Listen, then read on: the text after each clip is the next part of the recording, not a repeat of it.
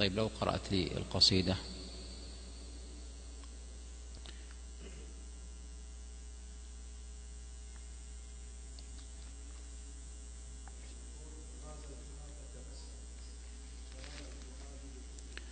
غازلتها فتبسمت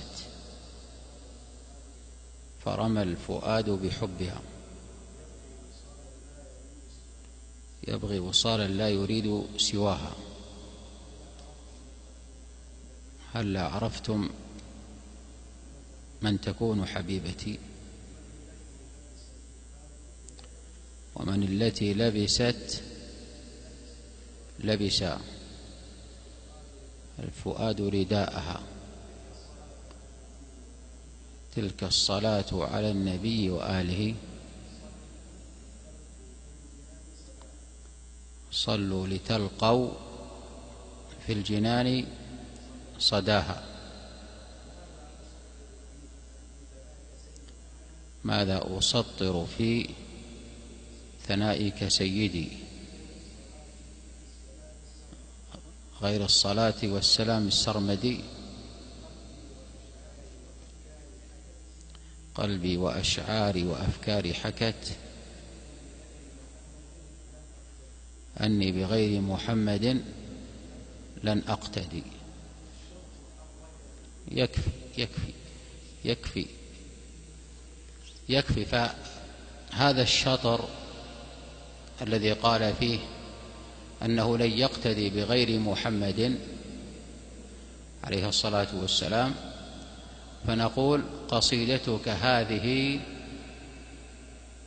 لا يرضاها رسول الله صلى الله عليه وآله وسلم. كيف عرفنا؟ من سنته.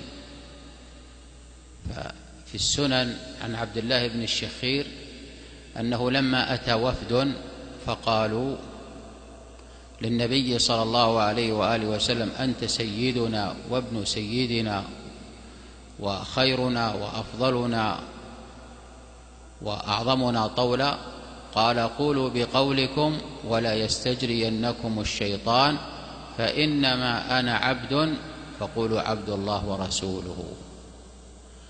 ومثل هذه القصائد تنتشر ليلة الجمعة أو يوم الجمعة، باعتبار أن من السنة أن يكثر العبد من الصلاة عليه الصلاة والسلام ليلة الجمعة ويوم الجمعة. وتكثر أيضا في مثل هذه الأيام في شهر ربيع الأول، باعتبار أنهم يقولون في اليوم 12 من شهر ربيع الأول هو مولد النبي صلى الله عليه وآله وسلم، فتكثر مثل هذه الأشعار. فنحن نعطي للنبي صلى الله عليه وآله وسلم قدره كما جاء في الشرع، لأن بعضهم يقولون: أنتم لا تحبون النبي صلى الله عليه وآله وسلم. ونحن نقول: نحن نحب النبي صلى الله عليه وآله وسلم، ولا نقف فقط، بل نقول نحب ما يحبه عليه الصلاة والسلام.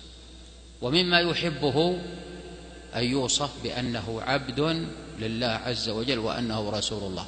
أما مثل هذه القصائد فإن بعضا منها ترفع النبي صلى الله عليه وآله وسلم إلى مقام الله عز وجل، وبعضها قد يبالغ فيها، كما في هذه القصيدة التي قيل من أن هذا الشاعر يغازل ماذا؟ يغازل العبادة، والعبادة تبسم له هنا. فيه ماذا؟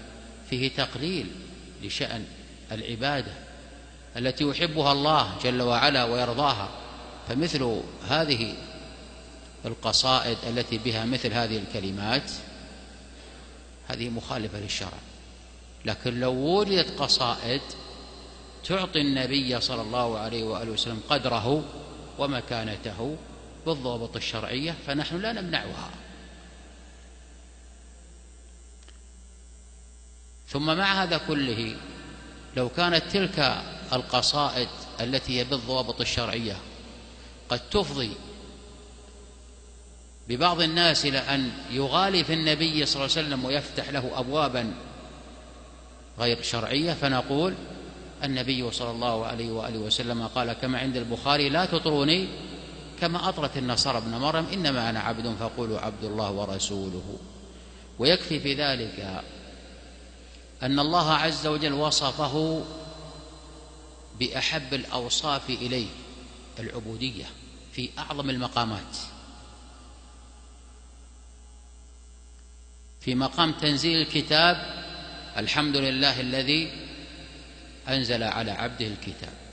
في مقام الإسراء: سبحان الذي أسرى بعبده. في مقام المعراج: فأوحى إلى عبده ما أوحى. في مقام الدفاع عنه: وإن كنتم في ريب مما نزلنا على عبدنا فأتوا بسورة من مثله. في مقام الدعوة: وأنه لما قام عبد الله يدعوه كادوا يكونون عليه لبدا. فإذا من الذي وصفه بالعبودية؟ الله جل وعلا في أعظم المقامات، لأنه عليه الصلاة والسلام يحب ذلك. فمثل هذه القصائد يجب الحذر والتحذير منها، وألا يبالغ الإنسان. وهو قال في آخره: لست بغير محمد بمقتدي. فنقول صدر قصيدتك ليس فيها اتباع وليس فيها اقتداء بالنبي صلى الله عليه وآله وسلم في هذا المديح الذي يخالف الشرع.